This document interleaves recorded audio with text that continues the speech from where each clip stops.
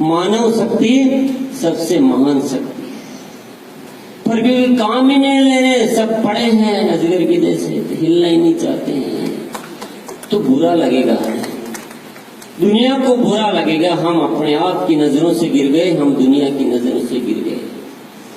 अरे अमेरिका एक नया देश है, 500 साल पुराना देश है, आज दुनिया में कहां पहुंच गया? क्योंकि वहां का आदमी कर्मठ है। जापान कितनी भी बार खत्म हो जाता है, भूकंप आते हैं, त्रासदियां होती है, फिर खड़ा हो जाता है, क्योंकि वहां के लोगों में कर्मठ है, वो काम करते हैं। जर्मनी की कहानी आपने सुनी होगी कि वो द्वितीय विश्व युद्ध में खत्म हो गया, लेकिन आज वापस उठकर खड़ा हो गया, क्योंकि वहां के लोग नकारा नहीं है। वहां ऐसी कोई रोग नहीं है कि लोग पड़े रहे, लोग काम करते हैं, मेहनत करते हैं, जितनी मेहनत करनी हो उतनी करते हैं, कभी आलस्य नहीं करते, कभी नई चीज से घबराते नहीं है। और हिंदुस्तान में जो कहते हैं ऋषि मुनियों का देश है, बस गीत गाते हैं, पुराने जमाने की बातें कर करके अपने आप को गौरवान्वित महसूस करते हैं। और पुराने जमाने की बातें छोड़ो, आज क्या हो, पूरी दुनिया हमसे आगे निकल गई और हम दुनिया से पीछे हो गए। तो ये जो व्यवस्थाएं हमें खत्म कर देगी, एक नई व्यवस्था का जन्म हो गया इस सारे समीकरण को बदलने के लिए। एक ऐसा कॉलेज आ गया है जो कहता है कि तुम नौकर नहीं, तुम मालिक बनोगे।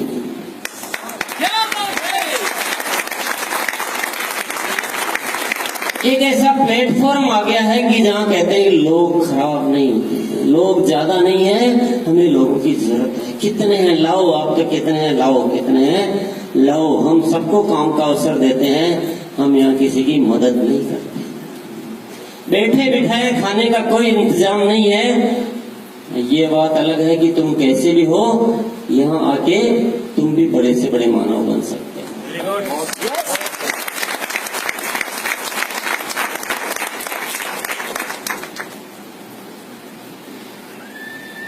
आरसीएम का जन्म हुआ है तो इसीलिए हुआ है कि इस देश से इस रोग को दूर करना चाहता है। हर मानव को पुकार पुकार कर आह्वान किया जाता है कि तुम भी कर सकते हो, भी तुम भी कर सकते हो, भी तुम भी कर सकते हो। तुम पढ़े हो कि न पढ़े हो, कोई चिंता करने की जरूरत नहीं है। तुम गरीब घर में पैदा हुए कि अमीर घर में पैदा हुए, कोई चिंता करने की जरूरत नहीं है। तुम साउथ के हो कि नॉर्थ के हो कि ईस्ट के हो कि वेस्ट के हो कि हिंदू हो कि मुस्लिम हो कि सिख हो कि ईसाई हो, तुम्हारे भगवान ने 4 हाथ पांव सब अच्छे दिए हैं कि थोड़ा कम दिया है। तुम महिला हो कि पुरुष हो, तुम विद्यार्थी हो कि बुजुर्ग हो, सारी चीजों से कुछ फर्क नहीं पड़ता है। तुम आज भी उस काबिल हो कि तुम अपना नहीं बल्कि इस दुनिया का भी पेट भर सकते हो।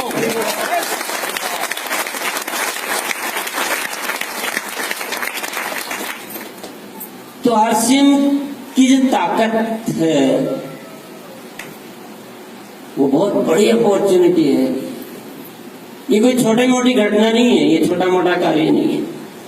और आपको मैं अच्छी तरह से बता देना चाहता हूं, ये जो हमारा भारत देश है, ये हमारी जो भारत माँ है, इसके प्रति हमारी जो जवाबदारी है उसे हमें ही पूरा करना है।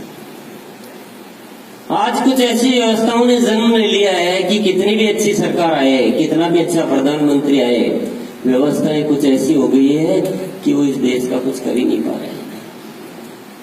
इतने रोग पाल लिए गए हैं, ऐसे सिस्टम खड़े कर दिए गए हैं कि वो चाहकर भी कुछ नहीं कर सकते हैं। अगर इस देश को अच्छा बनाना है, इस देश को उन्नति के शिखर पर पहुंचाना है, तो इस देश के नागरिक ही इस देश को उन्नति के शिखर पर पहुंचा सकते हैं। और इस देश को उन्नति के शिखर पर पहुंचाने के लिए आरसीएम जैसी किसी मजबूत व्यवस्था की सख्त आवश्यकता है। ये कोई मामूली चीज नहीं है। इसीलिए आरसीएम में जो भी काम किए जाते हैं, जो भी प्लानिंग की जाती है, जो भी योजनाएं बनाई जाती है, वो बहुत मजबूत स्तंभ पर आधारित होती है। वो टेम्परेरी सोच पे नहीं होती है, वो प्रलोभनों पर आधारित नहीं होती है। 4 आदमियों को, मतलब 400 आदमियों को पैसा हड़प कर 4 आदमियों की जेब में देने का कोई रणनीति नहीं बनाई जाती है। यहाँ तो हर बच्चे का विकास कैसे हो सकता है, उस सोच से सारी तैयारियां की जाती है। कईयों को पसंद नहीं आता है आरसीएम, बोले हमें तो तत्काल चाहिए, हमें येन केन प्रकार उससे कोई लेना देना नहीं है, हमें तो इमीडिएट चाहिए। हजारों लोगों का खून होता है तो होने दो, बस हमें हमारी जेब से मतलब है। कितने लोग समझाते हैं, कितने लोग आते हैं, लेकिन अपने को समझ में नहीं आता है। अपना फंडा बहुत क्लियर है।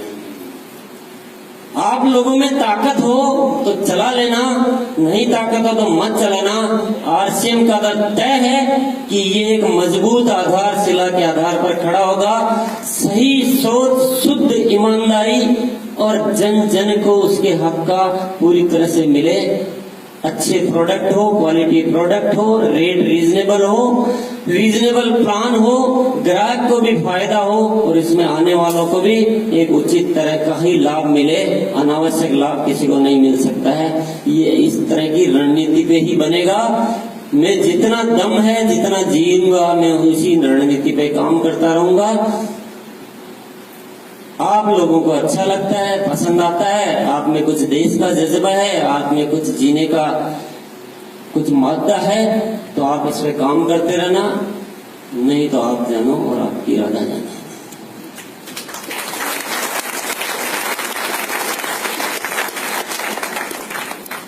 लोग देश की बातें करते हैं, 15 अगस्त आता है, 26 जनवरी आता है, गणतंत्र दिवस, गीत गाएंगे, झंडा फहराएंगे। अरे झंडा फहराते जरा अपनी जिम्मेदारी का भी तो याद करो।